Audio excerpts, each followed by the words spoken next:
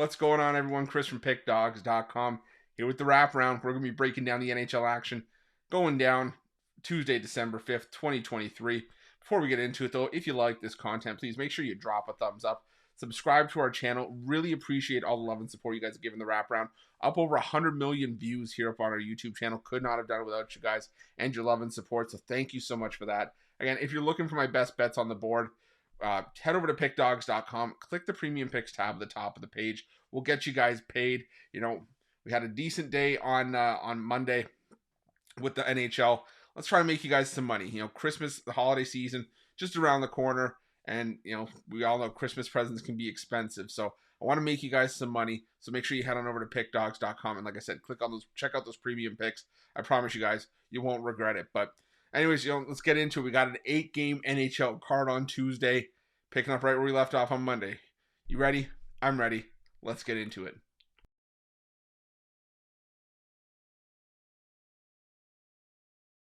Our first game takes us to the Nationwide Arena, where the Columbus Blue Jackets take on the Los Angeles Kings. And the Columbus Blue Jackets have had, I would say, it sounds cliche, but their fair share of ups and downs this season. They're 8-14-4. You know, they've done their best work at home. They've won 6 of their 14 home games this season. But here's the problem. The Los Angeles Kings are back on the road. And what have they done this season on the road? They've done nothing but win. They're 9-0 straight up, 7-2 on the puck line on the road. We're getting a decent price with them still on the puck line. We're starting to see these prices creep up into the minus 200s on the money line. But, I mean, still, you're getting around even money or minus 105, maybe even minus 110 on the puck line. Still good enough for me. I'm going to take the Kings on the puck line in this one.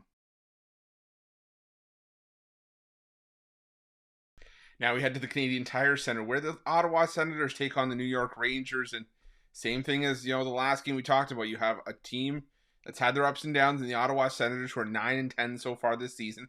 500 team at home, 7-7. But the problem is that they were a lot better at home last season, and that was where the Senators played their far better hockey. And not only that, they're going up against a Rangers team that has done nothing but win on the road this season. They've done really nothing but win overall. They're 18-4-1, the Rangers are this season, but 10-2-1 on the road, and we're still getting priced with the Rangers like they're a 500 team. I still don't get it. I mean, I know, you know, you're still laying juice on the road, and that's all well and good, but this Rangers team is legit. I think they could definitely be a Stanley Cup contender. The Ottawa Senators still have some proving to do to me to really feel comfortable about, you know, taking this short of a price with them at home. If we were getting more plus money with them, you may have an argument here, but I still think the Rangers are the play until they really show us that they're not going to be able to win games on the road. So give me the New York Rangers on the money line at minus 134.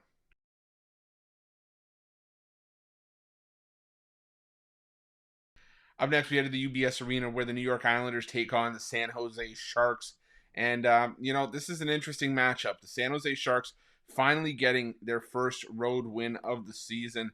But then, you know, they went out and they cut it close against the New York Rangers, lost that game 6-5. So one would think maybe they could be competitive here against the New York Islanders team that's been giving up their fair share of goals as of late. I would say hold your horses. The New York Islanders are still playing some solid hockey. Yes, they have strayed away from that low-scoring physical style that we've become to, you know and love as Islander hockey the last couple seasons. But the thing is, I don't know how long the Islanders can get away playing that kind of hockey, because I just don't think this roster is built to play that kind of hockey. I think this is a great spot for the New York Islanders to try to get back to their basics, get back to their roots, and play that low-scoring physical brand of hockey, again, that we've come to know and love and associate with the New York Islanders. The San Jose Sharks, they're still the San Jose Sharks. They're still, you know, really, really struggling to find the back of the net. On the year, they're averaging just 1.88 goals per game. They're averaging 1.42 goals per game on the road. And I think this could honestly be a 3-2, 3-1, maybe even 3-0 or 4-1 kind of game. Anything. I just don't see this hitting 5 goals personally. Or more, excuse me, going over 5 goals. So I'm going to take the under 5.5 between the Islanders and the Sharks, but definitely not one of my favorite games on the card.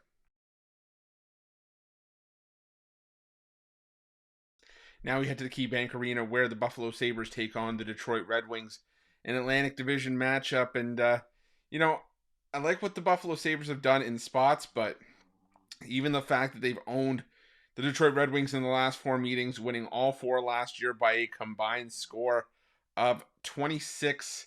Doing some try to do some quick math on the fly here. 26-16.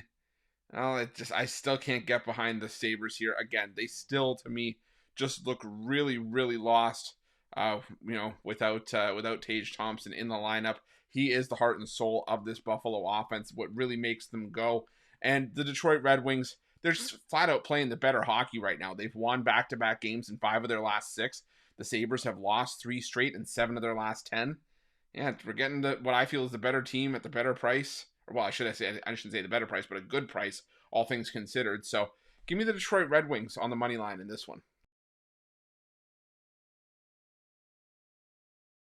Now we're going to the United Center where the Chicago Blackhawks take on the Nashville Predators. And, I've had such a hard time with this Blackhawks team. Like, I really want to take a shot on the value with them a lot of nights, but they're just not playing well enough to really trust with any sort of value, taking any sort of shot on. Look at their last 3 games. They've scored 1 goal in each. Now they do go back home where they have won 2 of their last 3, but I'm still not trusting them here. Sure, the Nashville Predators, kind of in the same boat. They play their better hockey at home. They haven't been as solid on the road. Chicago 3-6 at home. Nashville 4-6 on the road. So there's a little bit to maybe call into question here, but the Nashville Predators are playing the better hockey overall. They've won 7 of their last 9 games entering this matchup, and I think they take the Blackhawks down in regulation in this one. So give me the Nashville Predators in regulation to get that minus 192 down to something more manageable around minus 120.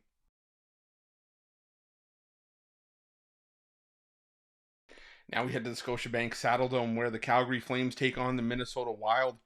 And I was kind of torn in this matchup because if you've been following the Wraparound, or if you've been following me here at Pickdawgz doing the hockey coverage for the last little bit, you know my love for the Calgary Flames. And take that for what you will. It's with a heavy dose of sarcasm. But we'll say the Calgary Flames are playing some of their best hockey of the season for the most part.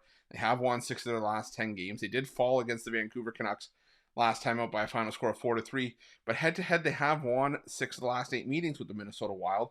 So maybe the Flames at home would be worth a look. But again, slow your roll, because I'm going to say this. The Minnesota Wild, ever since they fired their coach and they brought in the new coach, they've had that new coach rub. They've won 3 straight games. The goaltending has been outstanding. They've given up 1 goal in each of those 3 games. They've outscored their opponents 13-3. And, the Chicago Blackhawks, okay, but they won their lone road game of those 3 by a final count of 6-1 against the Nashville Predators. They beat a decent Blues team 3-1.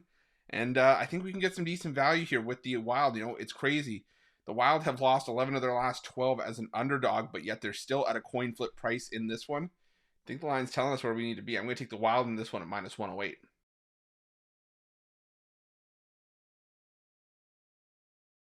Now we head to the Ball Arena where the Colorado Avalanche take on the Anaheim Ducks.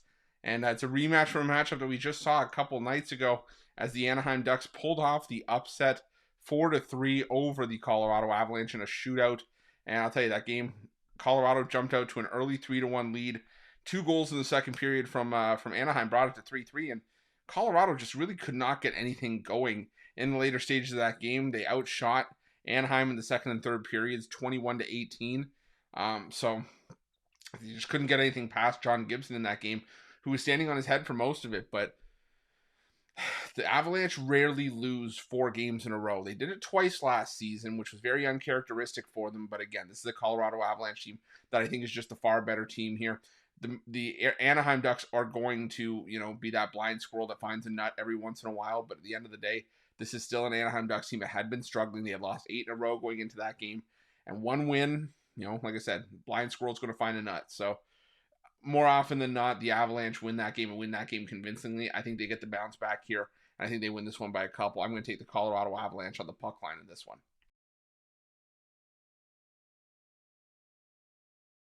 And our final game on Tuesday's card takes us to Rogers Arena, where the Vancouver Canucks welcome the New Jersey Devils to town.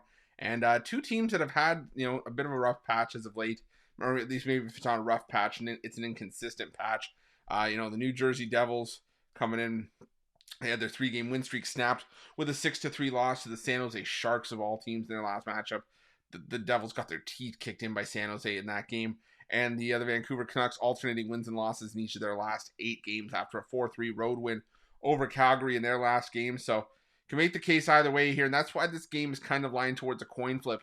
But I think rather than try to mess around with picking a side here, even though I do like the way the Canucks have played at home, I still think the safer play here is the over 6.5 goals. These are two teams that can flat out score. They can find the back of the net. The New Jersey Devils this season averaging 3.59 goals per game. The Vancouver Canucks 3.84. Again, two very, very shaky goaltending groups right now. As New Jersey, Akira Schmid in his last couple of appearances allowed 8 goals. The Devils goalies as a group, whether it's Schmid or Vanacek, have a lot of combined 12 goals in their last 3 starts. Vancouver, you've seen Thatcher Demko give up 7 goals in his last 2 outings. They've given up 3 or more goals in 3 of their last 4 starts. I think we got a higher scoring game here, so I'm going to take the over 6.5 between the Canucks and the Devils to round things out. That's it. That's all the NHL action for Tuesday, December 5th, 2023. If you like this video, again, make sure you smash that like button, subscribe to our channel. Also, make sure you got that notification bell turned on to get the newest and most up-to-date content here at Pick Dawgz. Reminder, again, if you're also looking for my best bets, check out Pick Dawgz Premium and make sure to let me know your NHL picks in the comment section below. Thanks for watching.